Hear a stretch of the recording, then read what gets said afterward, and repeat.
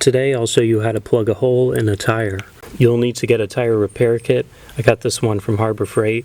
It comes with 2 tools with handles, some rubber cement, some tire plugs, and a knife. You'll also need some way to remove the thing from your tire. I'm going to screw it out with my drill, but you should at least have a pair of pliers to pull out the nail or screw. It's also a really good idea to have a drill and a 3/16 size drill bit or equivalent. You'll see why in a minute. And lastly, when you're done, you need to fill the tire back up with air.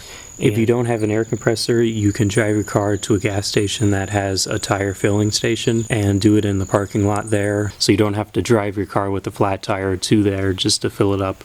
Before you start, you should check, is the puncture within the tread of the tire? Because if it's here, you can repair it, but if it's here on the sidewall, then you'll need to get a new tire. The sidewall holds up the tire. If something goes through there, then it's really ruined the structural integrity of the tire. Make the puncture as easy to access as possible. So if it's in the front tire, you can turn your steering wheel. But this is a nice spot right here, so let me just remove it.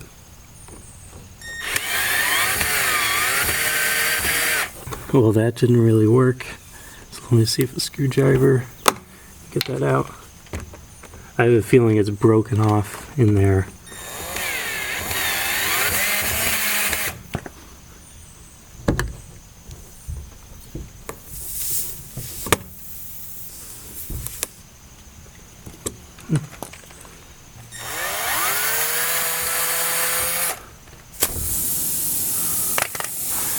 I'm sure that there's more to this inside the tire. It's probably a good idea to take this tire in just to get the rest out from the inside, because it can puncture from the inside of the tire. Alright, so what we're going to do is use this tool. It has a file to it. Here's another one. It's a different style. It has like this corkscrew looking screw thing to it. Doesn't really matter what you get, you can just use whatever. The purpose of this tool is to make the puncture hole wide enough so that you can fit one of these plugs into the hole. This is where you need to have the tire in a really good position, because you're going to apply a lot of force to this to get it into the tire. This is pretty difficult.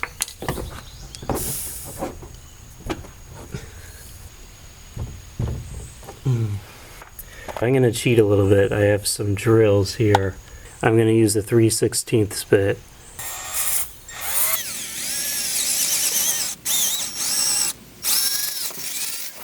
Alright, now we're really leaking. Now let me put this in, see if that helps.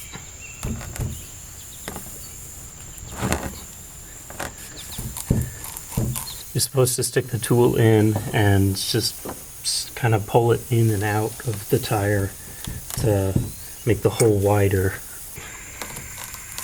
You can also twist it.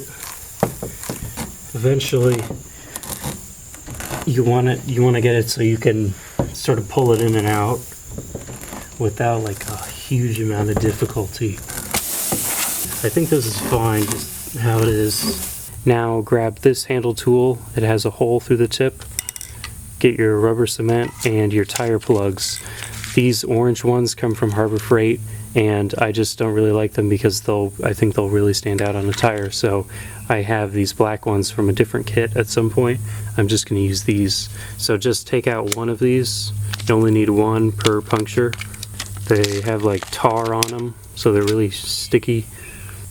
And with your tool, you want to pinch the tire plug so you can fit it through this hole, and just like you're doing some sort of sewing thing, just put it so it's in the middle like that of the hole.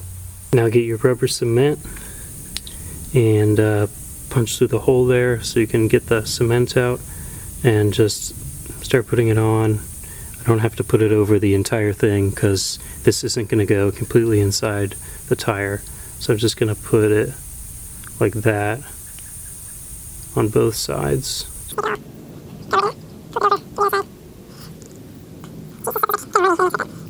Alright, now I'm going to pull this out and put this in. So you don't want to put the entire thing in, you just want to put it up until like halfway. Alright, here we go.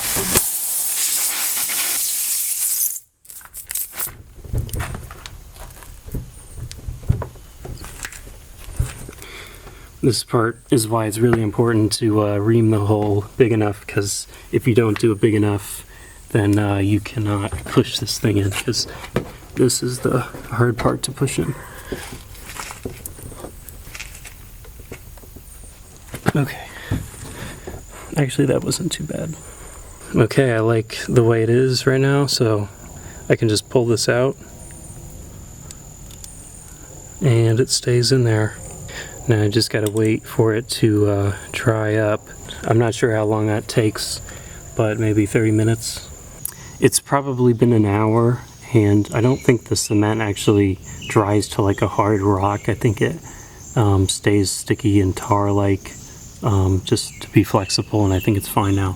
So I'm just gonna, you could clip it off like this with side cutters, but I'm gonna use the handy dandy knife that comes with the kit, just for you guys.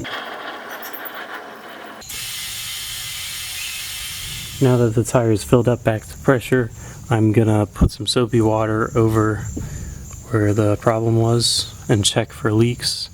If there's any leaks, the soap will bubble, but that does not seem to be happening, so it's all good. But if air is still coming out of the tire, you may be able to get it fixed at a mechanic shop. They will just take the tire off your wheel and put a patch on the inside, and that is the best way to get your tire fixed.